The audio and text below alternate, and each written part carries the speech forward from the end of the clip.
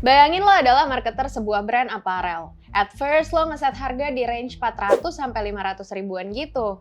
Tapi ternyata salesnya kurang oke nih. Market pun ngerasa ya itu kemahalan. Akhirnya lo hajar pakai diskon buat ngeboost salesnya. 30-50% gas deh pokoknya.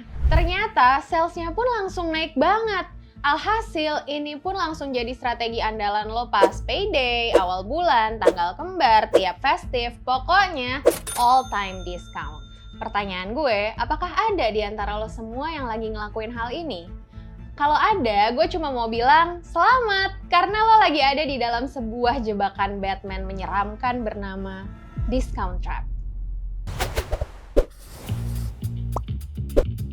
It's hard but it's true, tapi sekarang itu lo lagi ada di titik dimana lo nyaris udah nggak punya added value lain selain diskon. Tiap sales drop, lo kasih diskon. Ada kompetitor yang punya kualitas plus harga lebih affordable, lo tantang dari sisi diskon. Ada customer yang mulai nggak loyal, lo hajar lagi pakai diskon. I would say lo bukan lagi ngejadiin diskon sebagai one of the strategy, tapi ya beneran satu-satunya strategi gitu buat survive dan compete. Dan lo tahu apa bahayanya ini semua? Kamu nanya? Yap, tanpa lo sadari, lo lagi mengikis margin lo pelan-pelan. Udah gitu, brand lo juga terancam nggak bisa sustain. Lo juga makin kehilangan positioning, dan semua customer lo sekarang akhirnya cuma bakal ngelihat brand lo sebagai brand diskonan atau parahnya, brand murah. Karenanya, it's better to get out of this discount trap now, sebelum lo akhirnya terjerumus makin dalam. And now, let me tell you how. First, keluar dari discount trap ini emang gak mustahil, tapi lo bakal butuh waktu yang lama banget karena prosesnya sendiri pun gak mudah. Soalnya lo gak bakal bisa tuh langsung shifting ekstrim dan ngilangin semua diskonnya tiba-tiba. Soalnya lo itu lagi dealing sama yang namanya psikologi customer, ada mindset, ada persepsi, dan ada juga yang namanya habit, yang tanpa sengaja udah lo bentuk di kepala customer lo selama ini. Dari dulu, lo udah bikin mereka beli karena diskon, sehingga kalau nggak ada diskon lagi, ya mereka nggak bakal mau beli. Bahkan bisa jadi mereka justru udah kadung nganggep harga asli lo itu ya mahal dan overpriced, sekalipun itu sebenarnya adalah harga asli. On the other hand, kalaupun lo mau ngotot ngilangin diskon langsung, yang ada ya mereka juga bakal cenderung ngasih bombastic side eye sambil bilang, "Alah, brand diskonan so-soan mau jadi brand mahal." Anyways, gue punya cerita dikit nih soal ini. Jadi di US ada satu dep store yang terkenal banget, namanya JCPenney kalau nggak salah.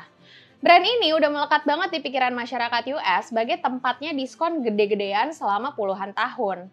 Tapi di tahun 2012, mereka kedatangan CEO baru yang pengen ngilangin strategi itu. Niatnya sih pengen bikin JCP jadi brand mahal dan mewah layaknya Apple. Fun fact dikit nih ya, CEO mereka yang baru itu tuh emang ternyata pernah kerja di Apple guys. Dan balik lagi, ketika mereka mau ngapus diskon, tapi karena customernya udah kadung nganggep JCP ini sebagai brand diskonan, shifting yang dilakuin Johnson pun malah gagal total. Revenue sama growth-nya turun, store-store-nya juga banyak banget yang tutup. Well, dari cerita ini, gue akhirnya nemuin satu hal yang bisa banget sih kita pelajari. Satu hal yang miss banget gitu di perjalanannya JCP, tapi juga sekaligus jadi satu hal yang bisa bantuin lo buat bener-bener keluar dari discount trap ini. And that is brand reframing. Simpelnya, brand reframing ini adalah proses mengubah cara pandang customer ke brand lo. Dalam hal ini, lo harus nge-frame brand lo dari yang tadinya dinilai sebagai brand diskonan ke brand yang ya berkualitas gitu deh dan worth the money. Bukan berarti lo harus langsung stop diskon, tapi ada transisinya dulu. Kenapa transisi? Karena dari kacamata psikologi, ada yang namanya loss aversion. Gampangnya, ini adalah satu kecenderungan manusia di mana perasaan sakit ketika kehilangan sesuatu bisa lebih dahsyat ketimbang perasaan bahagia ketika ngedapetin sesuatu itu. Maksudnya, nyeseknya mereka ketika lo ngilangin diskon itu ya nggak sebanding sama rasa bahagianya mereka pas dapet diskonnya. Dan itulah yang bikin transisi pakai strategi brand reframing ini jadi penting. Tips pertamanya, lo harus mulai ngubah mindsetnya si customer. Jadi, sekarang itu mindset customer lo adalah kayak gini, diskon kewajiban brand lo.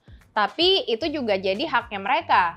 Nah, kenapa mindsetnya kayak gitu? Karena selama ini lo itu ngejadiin diskon sebagai sebuah rutinitas atau identitas utama dari brand lo.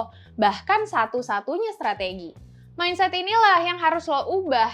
No matter how, lo harus bisa bikin mereka ngerasa beruntung dapat diskon, bukannya malah ngambek karena nggak dikasih. Caranya gimana? Ya lo tetap kasih diskon, tapi lo ubah dikit tuh aturan mainnya. Bukan lagi langganan muncul pas payday atau tanggal kembar, tapi coba munculin itu as surprise. Misal, kasih diskon khusus buat 50 pembeli pertama di bulan ini, atau diskon di tanggal-tanggal tertentu yang nggak ketebak sama sekali. Tips kedua, shift the perception. Lo boleh tetap kasih diskon sesuai tips yang barusan, tapi jangan highlight itu sebagai USP utama. Ibaratnya, lepasin diri lo pelan-pelan dari image brand diskonan. Caranya, lo bisa coba bangun narasi dan arahin message lo ke kualitas bahan, cerita di balik produk, atau bahkan sampai ke impact sosial dan lingkungan. Lo juga bisa tuh nge-highlight pesan bahwa produk lo mungkin bukan yang termurah, tapi produk lo tuh punya kualitas unggul dan cerita mendalam di baliknya. As reference, lo bisa coba cek gimana cara brand lokal satu ini ngegunain strategi tersebut. Mereka kadang tetap ngasih diskon, tapi konten-kontennya mostly ngomongin kualitas dan value mereka as a business. Dengan mulai ngedepanin narasi ini, lo bisa bikin orang pelan-pelan ngeh, kenapa sih produk lo itu worth the price sekalipun ya tanpa diskon. Tips ketiga, shifting habitnya. Ibarat kita lagi nyuruh orang yang udah kecanduan junk food buat stop junk food total dan makan sayur doang, ya nggak bisa dong. Mau nggak mau, habit ngurangin junk food dan nambah konsumsi sayurnya harus dibangun pelan-pelan dulu alias bertahap. Sama kayak diskon, lo perlu ngubah habit mereka secara bertahap juga. Caranya, kurangin deh tuh frekuensi diskon lo. Atau lo juga bisa kasih diskon cuma buat produk tertentu aja. At the same time, lo eksekusi juga deh tuh tips pertama dan kedua yang udah gue jelasin tadi. Soalnya, semua ini tuh emang harus dijalanin bareng gitu loh in terms of brand reframing. Once lo bisa eksekusi semuanya dengan baik, harapannya mindset, persepsi, dan habit customer lo pun juga bakal berubah.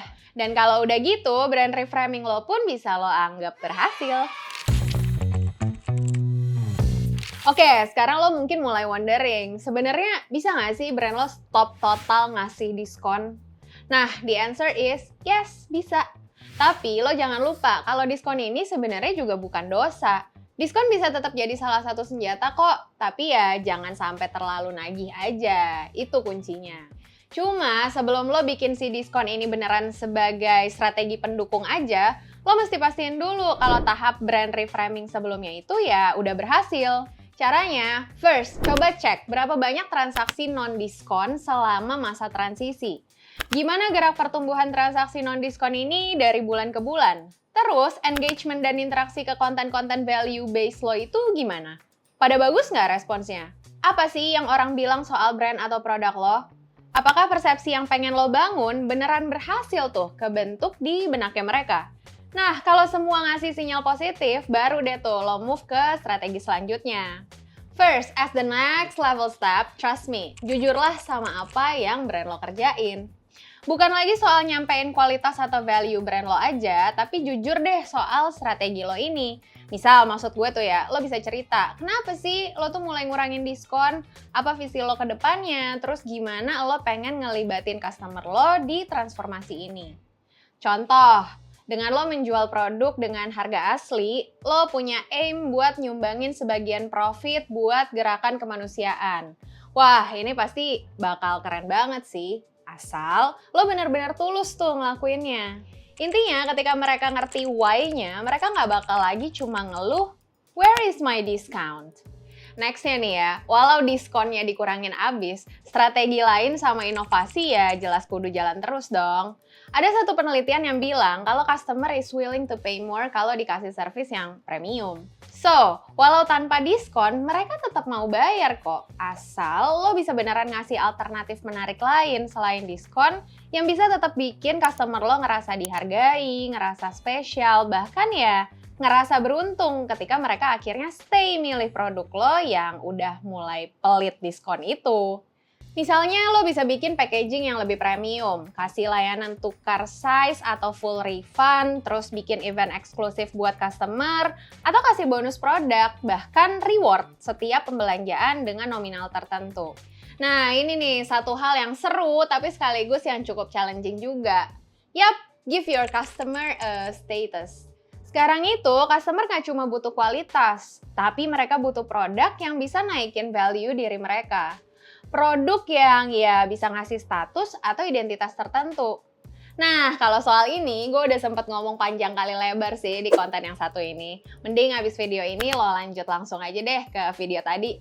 Selain 3 tips barusan, lo juga bisa tuh mikirin ide-ide lain kayak ya strategi kolaborasi, bikin limited edition produk, atau bahkan bangun community.